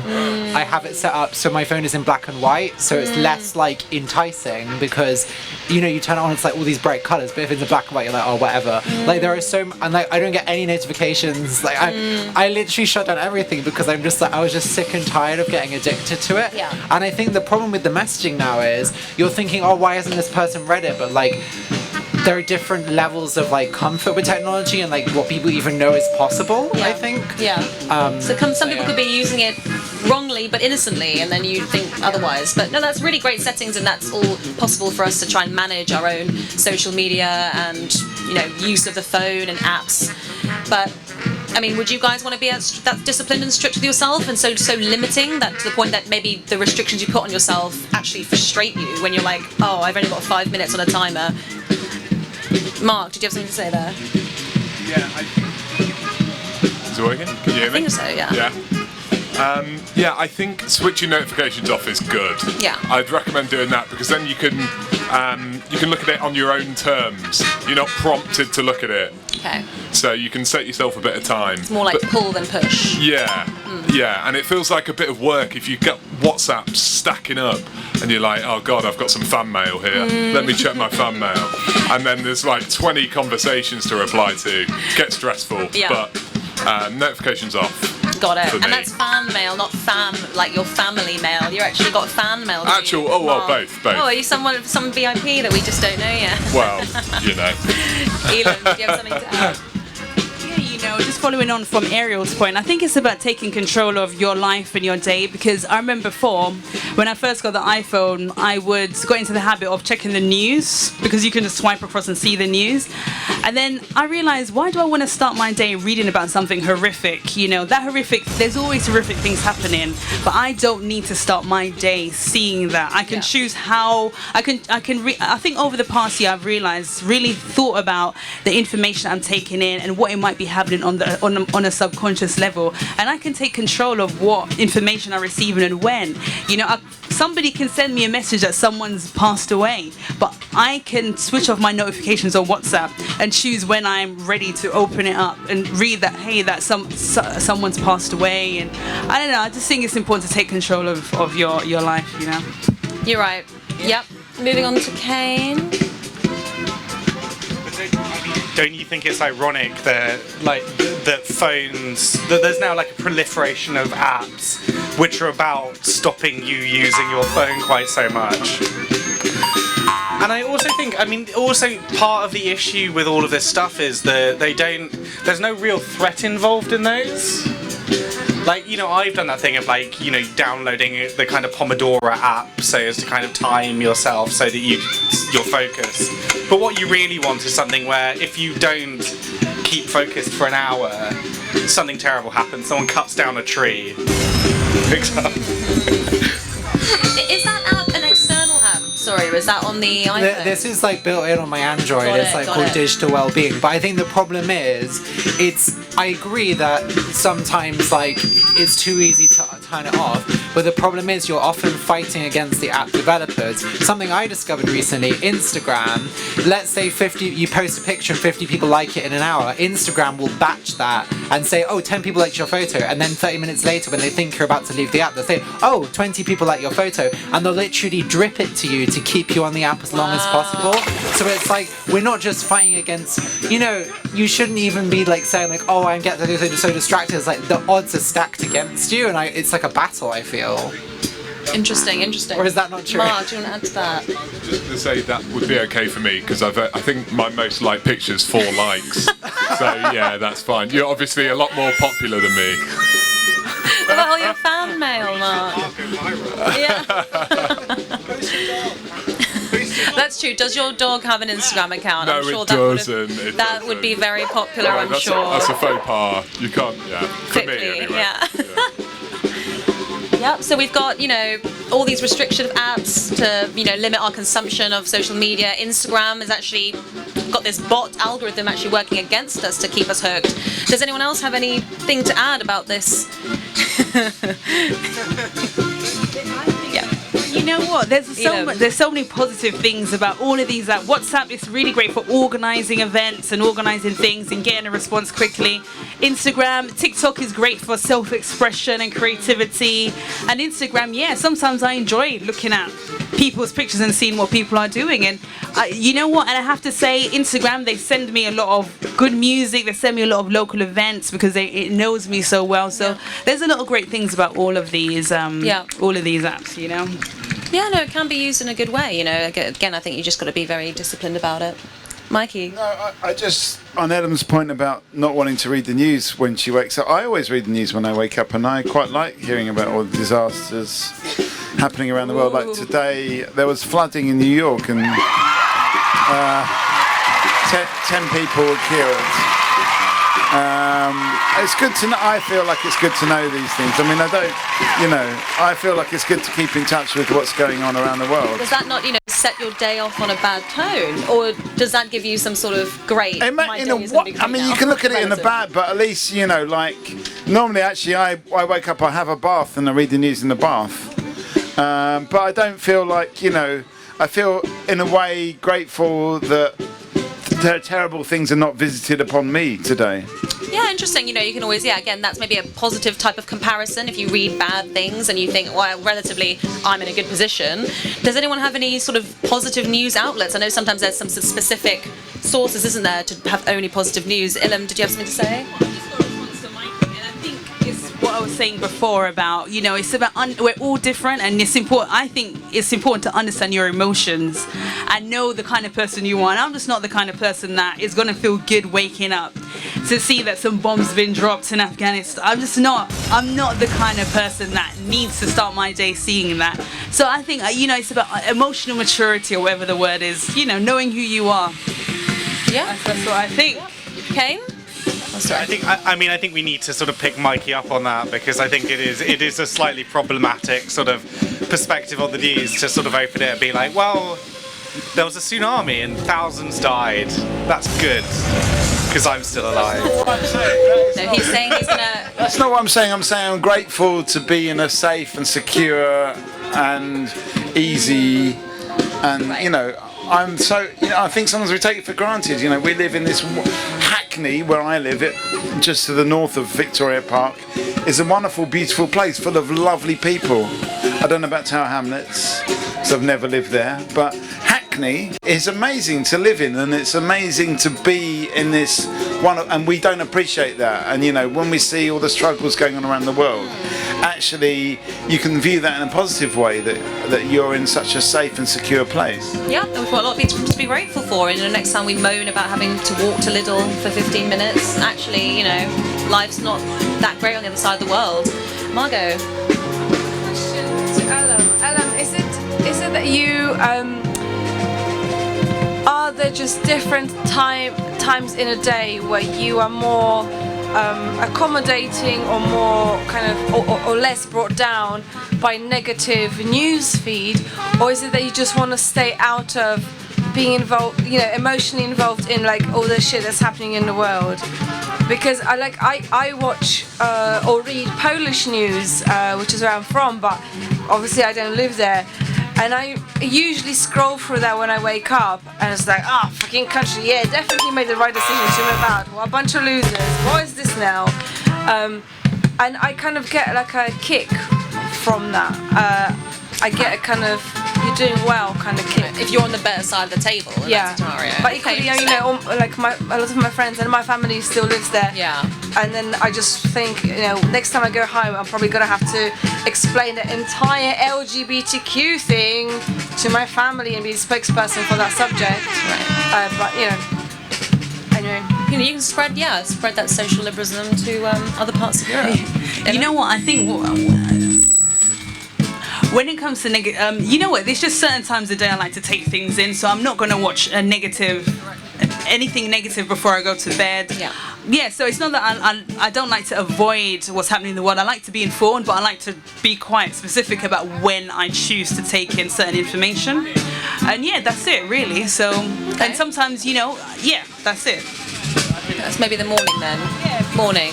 Yeah. Interesting. So it sounds like there's a consensus amongst, just taking in information in the morning, risking it then, and, trying to avoid it in the evening. Mikey, did you have something to add to that? I think it's interesting that I'm sounding a bit callous for being happy that I'm not in a disaster, but also Ellen's sounding a bit callous for not wanting to get involved in it. So it's kind of interesting that we're both, in a way, it looks bad whatever way you do it. Basically, we need to get some final thoughts from Gary and Mark. Judgmental people. Mark, before you go, and Gary, please. Final thoughts, and thank you so much for your contribution today. Final thoughts on I guess everything we're talking about. Will your dog have an Instagram account? Are you going to turn off read receipts? Are you going to speed up your voice notes? Gary? Voice notes over 2 minutes should be illegal. Anything over 2 minutes, too much. Should be illegal. Should be illegal. Yeah. Maybe 1 minute 30. Okay. No one's listening to a 2-minute voice note, surely. Fair. I don't know. Gary?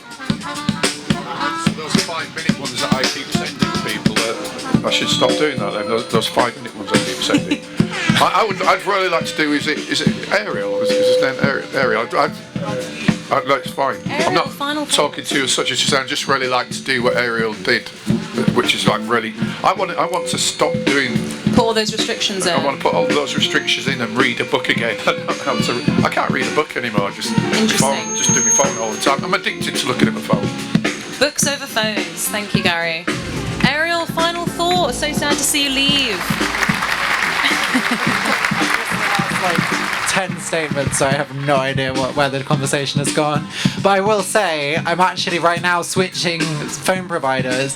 So for all of today, I've had no mobile data, so I had to go about using SMS. If I wanted to go maps, I had to go steal Wi-Fi off somewhere. And it makes you realise that, you don't need it that much. Obviously I can rely on my friends, which makes things a lot easier, but I think having a detox occasionally can be really, really useful. Yeah. Interesting. Thanks, Ariel. Thanks so much for all your tips today, and I'm glad you survived amongst the network switch. It can be done. I thought you were going to have a voucher for us, a discount code for the new network, but no. I've just got. Sorry, what was your name again? Gary. I've just got a question actually, because often people say that young people are the ones who are addicted to their phones. However, you have. Well, no. It's just. Yeah, wow. I mean, look. What happens when you're on the mobile phone for all this time? It's but you know what? You have said that you are addicted to your phone. So I'm just wondering, addiction. You know, so it's just, oh, do we give young people a bad rap? You know, we always blame, like, you know, young people are addicted to the internet, but as you said, you know, you struggle to read a book because you're addicted to the phone. So I don't know. I don't know. It's just a thought that came to my mind. It's not specific to one age group. Yeah, exactly. It's not Addiction specific is to a one human- age group. Yeah, this, you know, maybe. yeah. Margot. I think it's time for final thoughts as well, because we are almost at 6 o'clock. But I would like to say that I think this addiction to social media, or to your phone indeed, is it's timeless. It's not age restricted, because excuse me, I keep meaning to be less dependent on my phone. That's why I'm kind of questioning the speed at which I reply to people or look at things or whatever. So just be off your phones, people, and have a great life as it happens. That's beautiful, Margot. Thanks so much for sharing that with us. So yeah, I think final thoughts around the table, because I think we're wrapping up now. It's been a long, sunny day. And Levita, did you have anything to say? You've been listening quite a lot to everything going on.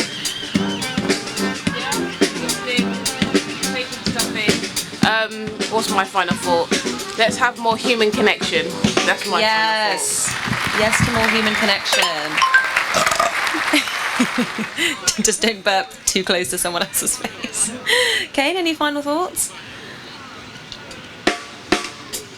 Just that there's probably an app on the iPhone store which is about sort of creating more human connection. Okay, yeah. Yeah, like, you know, reverse psychology there, an app to increase human connection. Almost like that Slowly app that Ariel was saying, where you send messages as if it was a letter, taking that amount of time, like 5 days for Australia or something. Ilham, I know behind the camera, any final thoughts after everything you've heard today? No final thoughts from you. All right, Mikey, any final thoughts?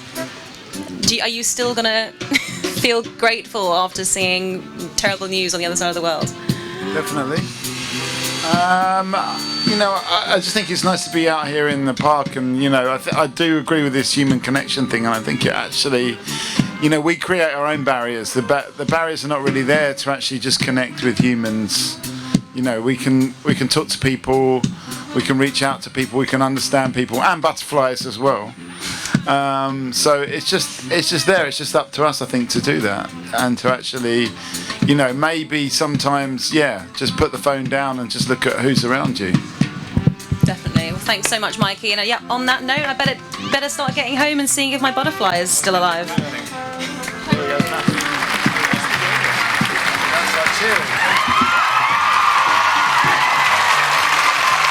Alright people, this has been Talkaoke. It's a hip-hop talk show, but it's come to an end at all points east in the neighbourhood. Thank you to everybody who was here from 2 o'clock or intermittently. Big round of applause to Bella, first time in the middle. Massive round of applause to Ella, a veteran in the middle. Mikey, I mean, there's no words to describe what Mikey is to the big table. And to Larice for making journey down, and to Gary and to Mark and to Kane and everybody who came along, and to Kaya. Massive shout out to Kaya for mobilising all this manpower earlier on, and now we're going to need it back if they're around. If not, we'll manage. And yeah, have a lovely live. See you next week. 11th and 12th of September, we're doing Talkaoke again. 11th of September in Thamesmead. If you don't know where that is, just look it up. That's what I've got to say to you. And on 12th of September in Oxbow, aka Aberfeldy Village in East London, Poplar, E14. Big up All Points East, big up Tower Hamlets and Hackney, because we're on the border here. Good night.